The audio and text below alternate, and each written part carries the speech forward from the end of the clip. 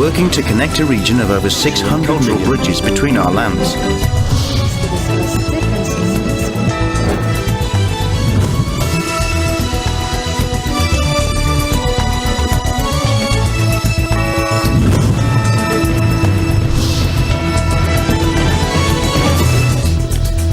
Good evening, I'm Alma Angeles, and you're watching ASEAN in Focus. On tonight's headlines. In the Philippines, several provinces have been declared under a state of calamity due to the extensive effects of the adverse weather conditions.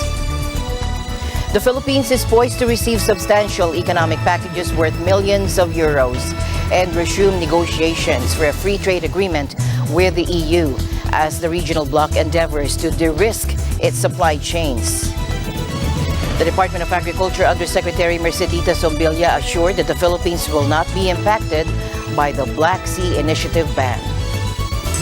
And the Philippines is set to participate in the ASEAN Online Sale Day this year, a regional e-commerce initiative that brings together businesses, marketplaces, and platforms from across Southeast Asia.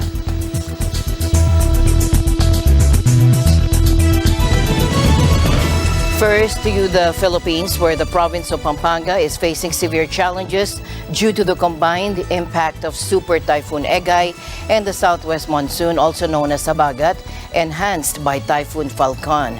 As a result, the Sangguniang Panlalawigan has declared a state of calamity in the province. Resolution 8058 declaring the province of Pampanga state of calamity, approved na ho ng Sangguniang Panlalawigan. So, all barangays makakagalaw na ho nito, and municipal level, yung mga calamity funds natin, magtulutulungan na ho tayo.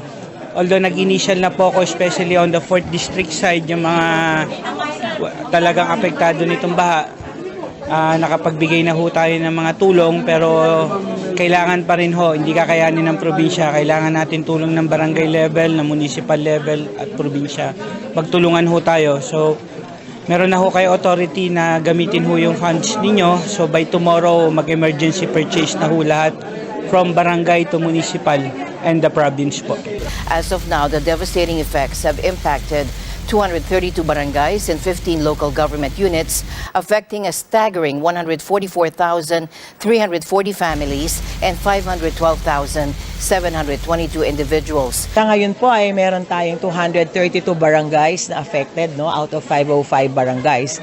Kaya hiningi ng Provincial Disaster Risk Reduction and Management Council sa Sangguniang Panlalawigan, nag-recommend po sila for the declaration of a state of calamity due to the effects of the southwest monsoon brought about by tropical cyclones Egay and Falcon. Huwag po tayong magkampante, mga kababayan po natin sa Pampanga, no po. Tayo po ay catch basin.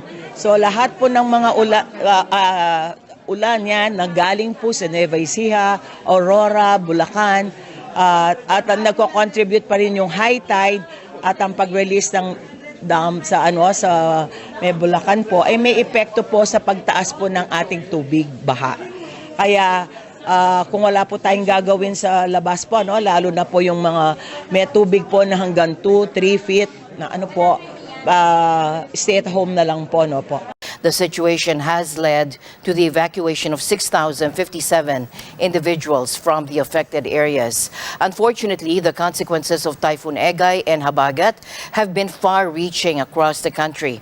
According to the National Disaster Risk Reduction and Management Council, as of July 31, at least 25 individuals have lost their lives due to the onslaught of these natural disasters.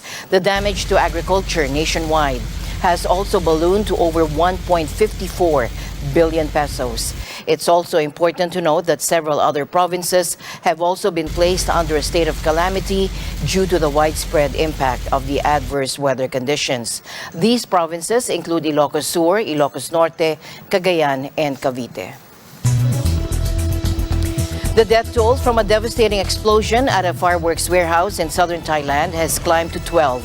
according to the Bangkok Post report on Sunday. The explosion occurred on Saturday in Muno Village, Narathiwat Province, situated near the Malaysian border. Officials say that 121 people were injured in the blast, as reported by the Bangkok Post, citing Narathiwat provincial authorities. While there is some relief, around 111 individuals who were rushed to the hospital have been discharged as of Sunday. Speaking at a press conference on Sunday, Provincial Governor Sanan Pongkansorn revealed that nearly 1,000 kilograms of gunpowder exploded at the warehouse, as reported by the Bangkok Post. The impact of the explosion was severe, resulting in approximately 50 houses being completely destroyed, with an additional 250 homes sustaining damage. Local authorities from the Public Relations Agency reported that the explosion's aftermath caused damages in a radius of about 500 meters, approximately 1,640 feet. The Philippines is poised to receive substantial economic packages worth millions of euros and resume negotiations for a free trade agreement with the European Union as the regional bloc endeavors to de-risk its supply chains. Last Monday, President Marcos Jr. and European Commission President Ursula von der Leyen presided over the ceremonial signing of the Joint Declaration on Green Economy Program following their productive bilateral meeting at Malacanang Palace. We committed to conclude a financing agreement on the Green Economy Program in the Philippines, a grant worth 60 million euros, which aims to support the Philippines in areas such as circular economy, renewable energy, and climate change mitigation. Furthermore, the AC official announced the upcoming launch of a digital economy package tailored for the Philippines later this year, facilitating access to high-speed and dependable internet connectivity, along with cybersecurity training. The European Union is also supporting your fight against climate change and extreme weather events with its so-called eyes in the sky. This is the Copernicus satellites. We're currently setting up a so-called Copernicus data mirror site within the Philippines Space Agency. And we have just signed an agreement to boost the flow on Earth observation data between us. This is very important for early warning, for example, for extreme weather phenomena and to improve the climate resilience. This is a first in space cooperation in Asia. As part of the EU's commitment to diversifying sources of critical raw materials, the bloc is actively considering projects to boost the local mining industry's development. Our existing partnerships on critical raw materials do not only invest in extraction, but across the whole value chain. We share technology and knowledge, we train the local workforce, and we empower local communities. And of course, we abide by the highest environmental standards. Marcos and von der Leyen jointly declared the official relaunch of negotiations for a Philippine-EU free trade agreement. I welcome the conduct this year of the scoping exercises between the European Commission and the Philippines towards negotiations for a Philippines-EU free trade agreement. The Philippine government experts will work with the European Commission in achieving a bilateral FTA. Whether it is on the European continent or here in Southeast Asia, we have all learned the hard way the cost of economic dependencies. We need to diversify our supply lines and make them resilient. And this is a lesson we have learned, and that is what we call de-risking our trade relations. An FTA is the basis for that, but it's also much more. An FTA can be a springboard for a new technology cooperation to modernize the broader economy. Meanwhile, President Marcos also praised the ongoing support provided by the EU to the country, particularly in the successful implementation of the Bangsamoro peace process and the extension of the EC's recognition for the country's compliance with the standards of training, certification, and watchkeeping for seafarers. I likewise acknowledge the EU's staunch support for the Bangsamoro peace process, as well as the development of the country in areas such as rule of law, injustice, agriculture, space cooperation, and disaster management. He emphasized the Philippines' willingness to enhance and solidify its relationship with the EU. For her part, von der Leyen reaffirmed the EU's unwavering acknowledgement of the 2016 Arbitral Tribunal Award on the South China Sea, recognizing it as legally binding. The global geopolitical landscape is changing. It is volatile, it is more threatening. Authoritarian leaders show that they are willing to act on their threats. Russia's war of aggression against Ukraine shakes the foundation of the international order. It is in violation of the UN Charter and the fundamental principles of international law, such as territorial integrity and sovereignty, because the illegal use of force cannot be tolerated, not in Ukraine, not in the Indo-Pacific. Security in Europe and security in the Indo-Pacific is indivisible. Challenges to the rules-based order in our interconnected world affect all of us. Our societies pay through higher energy bills, through higher food costs. This is why we are concerned about the rising tensions in the Indo-Pacific. The European Union has been very supportive of a free and open Indo-Pacific. The European Union underlines that the 2016 award of the Arbitral Tribunal on the South China Sea is legally binding, and that it provides the basis for peaceful resolving disputes between the parties. We are ready to strengthen the cooperation with the Philippines on maritime security in the region by sharing information, conducting threat assessment, and building the capacity of your National Coast Watch Center and your Coast Guard. News from Myanmar. The National Defense and Security Council has extended the country's state of emergency by 6 months, according to state media.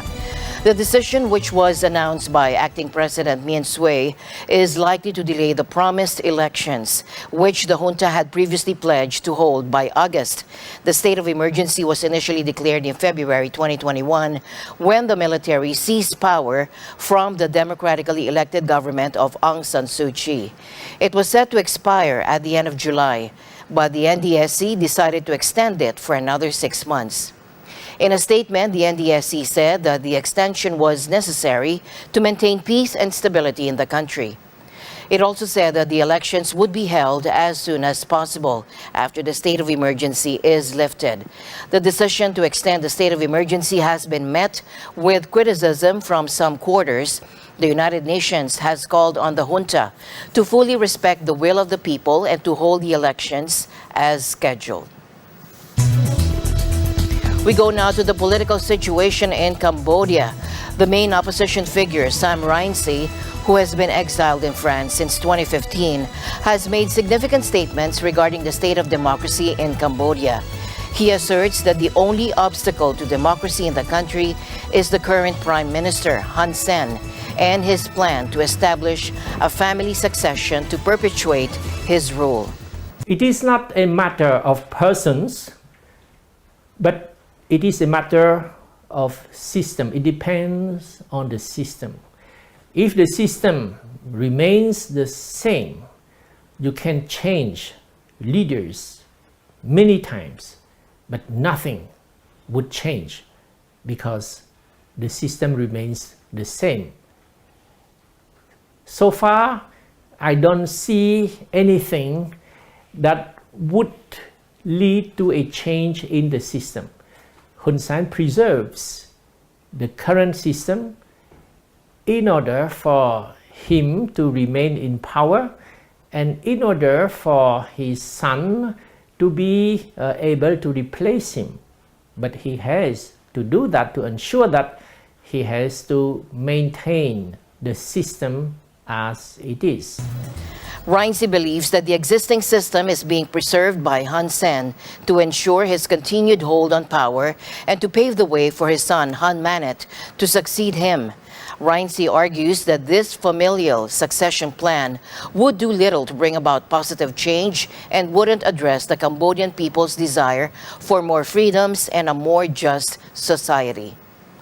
Now, Reinsi points to the example of Syria, where a similar succession occurred, but the situation worsened under the new leadership. Some people think that with Hun Manet, Hun Sen's son, the son will be better than the father. That when the son becomes prime minister, the regime would be better. The Cambodian people will have more freedoms.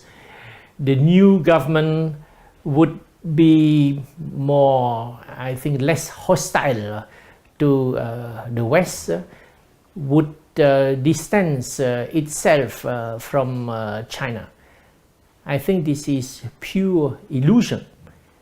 If you look at the example of Syria, about 20 years ago, some people thought that when the son named Bashar al-Assad would replace his father, Hafez al-Assad, the Syrian regime would be better under the son. But this did not happen. Actually, the son is worse than the father because the system remains unchanged. Reinsi believes that the change towards democracy will come when the Cambodian people rise up and when a significant portion of the army stops supporting the current regime and stands with the people. He draws parallels to historical examples like the Arab Spring and other color revolutions. The change will come when the Cambodian people will rise up and the army will seize this opportunity to stop supporting the dictator and to stand with the people. This is how things have changed, how dictatorships have been abolished, what they call color revolutions, the Arab Spring. I think the Cambodian army, a large portion of the Cambodian army who are poorly paid, who suffer from injustice, even within the army, they are also looking for this opportunity to proclaim that they would no longer defend Hun Sen, that they will stand with the people. And this is how a peaceful revolution, how a democratic change can take place in Cambodia. Reinsi also believes that even within the ruling party, there are concerns that as long as Hun Sen remains in power and his son takes over, no real change will occur. He maintains that the Cambodian people are eagerly awaiting an opportunity and a leader, even if only symbolic, to emerge and lead the call for democracy. Dynasty, even within the ruling party, the concerned people feel the same way, that we all want democracy, but as long as Hun Sen remains in power, and after him, his son, nothing will change. So in order to ensure that democracy one day in the near future will prevail, we have to ensure that Hun Sen is no longer in power. Based on the behavior of Hun Sen, and his unwillingness to let me go back to Cambodia, showing his fear of my presence in Cambodia, I can confirm that Hun Sen knows that my return to Cambodia would be a danger to his regime. This means that the Cambodian people are waiting for an opportunity and for a leader, at least a symbolic leader, to rise up. The Russian and Ukrainian ambassadors to the United Nations traded barbs on Tuesday, with Russia accusing Ukraine of terrorism and Ukraine calling for accountability for Russian aggression. Russian Ambassador Dmitry Polyansky said that the goal of the Ukrainian armed forces was to take hostages and start negotiating with the classic terrorist approach. He also said that Ukraine was attacking peaceful cities and targets thousands of kilometers from the area of fighting. То есть один из идеологов киевского режима рассуждает о том, что задача ВСУ – взять в заложники жителей Крыма и устроить торг за них. Классическая террористическая схема в духе боевиков ИГИЛ или чеченских террористов, бравших в заложники мирных жителей, включая детей в Беслане в 2004 году, реализуемая при молчаливом попустительстве западных морализаторов. Возможно, кто-то из вас уже включил в свои тезисы сегодня мысль о праве украинцев защищаться всеми доступными способами в условиях ведущихся против этой страны военных действий. Настоятельно рекомендую вам дважды подумать, прежде чем заявлять об этом. Ведь киевский режим атакует не столько российскую военную инфраструктуру, склады, хранилища топлива, сколько мирные города и объекты, иногда за тысячи километров от зоны боевых действий. А также прибегает к чисто игиловским методам индивидуального террора. Russian aggression against Ukraine presents the gravest threat to international peace and security. But as dangerous is reluctance of the world to employ force and accountability mechanisms to stop the aggressor. Ukraine remains steadfast in its pursuit of liberating its sovereign territory within internationally recognized borders and freeing our citizens from the horrors of Russian occupation. This endeavor is not just a right, but also a duty. When evil faces defeat, it behaves exactly like the representative of the Russian delegation in this chamber. It often resorts to manipulation, trying to portray itself as a victim. It persistently mocks the mandate and procedures of this council.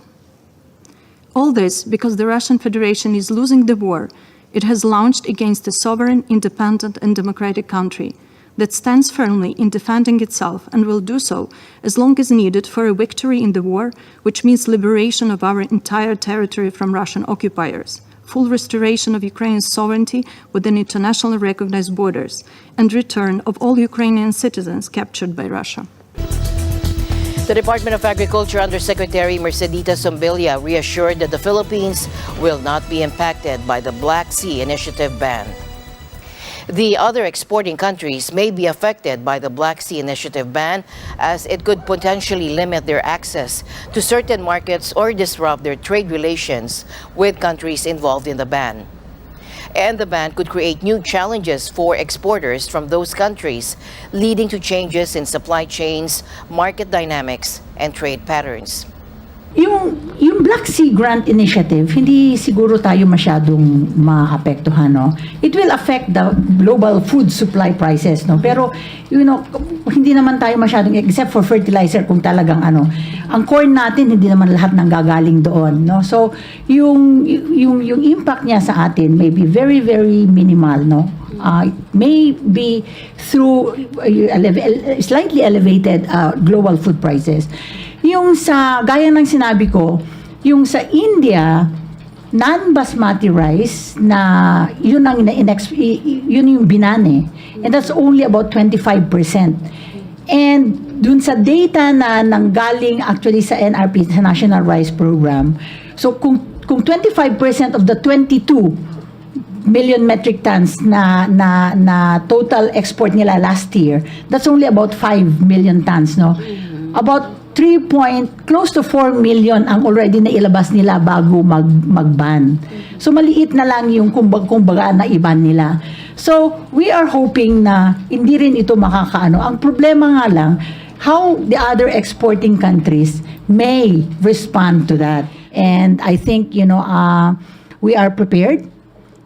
We are, the production for up to the second quarter, we are, we have something like 38 to 39 days of stocks, no? And then we'll continue, the DA has already, prepositioned ways by which we could really increase production. The biggest rice production will still come sometime, kung hindi end of September, sometime in October. Sound pa rin naman yung supply and demand natin. So the President really, consulted and discussed with the DA various interventions that the Department of Agriculture is now going to be, preparing for. Actually, many of them are already ongoing. The Philippines is looking to Singapore for help in bolstering its cyber warfare capabilities. The Department of National Defense has expressed interest in learning from Singapore's Digital and Intelligence Service, or DIS, which was established in October 2022. The DIS is the digital service branch of Singapore's armed forces. It plays a crucial role in providing military intelligence and fortifying the nation's digital defense capabilities. The Philippines is interested in learning from the DIS's experience in addressing cyber attacks. The country has been targeted by a number of cyber attacks in recent years, and it's looking to improve its ability to defend itself against these threats. The DND and the DIS met during the 6th Philippine-Singapore Defense Policy Dialogue in Manila on July 19 to the 20th. During the meeting, the two sides discussed the possibility of conducting subject matter expertise exchanges and information sharing between the Philippines and Singapore. The DND is hopeful that the two countries will be able to work together to enhance their respective cybersecurity initiatives. This would help to improve the security of both countries and deter future cyber attacks. A new regional cross-border payment system has been launched by Indonesia, Malaysia, Thailand, and Singapore. The system, which allows residents of these countries to pay for goods and services in local currencies using a simple QR code, is seen as a significant development in Southeast Asia's financial integration. The Philippines is expected to join the initiative soon, and the system is eventually expected to be expanded to include all 10 ASEAN members. The primary aim of the system is to support and facilitate cross-border trade settlements, investments, remittances, and other economic activities. In addition to these immediate advantages, the unified cross-border digital payment system is seen as crucial to reduce the region's reliance on external currencies like the US dollar for cross-border transactions. The strength of the greenback in recent years has led to weaker ASEAN currencies, affecting economies that heavily rely on net energy and food imports. Nico Han, Southeast Asia analyst at Diplomat Risk Intelligence, said the system will forgo the US dollar or the Chinese renminbi as intermediary. A unified cross-border digital payment system will foster a sense of regionalism and ASEAN centrality in managing international affairs. And this move becomes even more crucial in light of escalating tensions among major global powers. The Philippines will be participating on the ASEAN Online Sale Day 2023, a regional e-commerce event that will take place from August 8 to the 22nd. The AOSD is an opportunity for Filipino businesses to expand their reach in the ASEAN market and for consumers to access exciting deals from across the region. In 2022, 120 Filipino businesses participated in the AOSD, and this year, 54 businesses will be joining. Participants will receive extensive promotional support from regional marketing campaigns reaching over 600 million ASEAN consumers. As my usual habit, I'd like to end the day on a positive note. Let's encourage and build each other up so that no one is left behind. And that's it for tonight's broadcast. I'm Alma Angela. Stay in the news because we live in extraordinary times. Good night.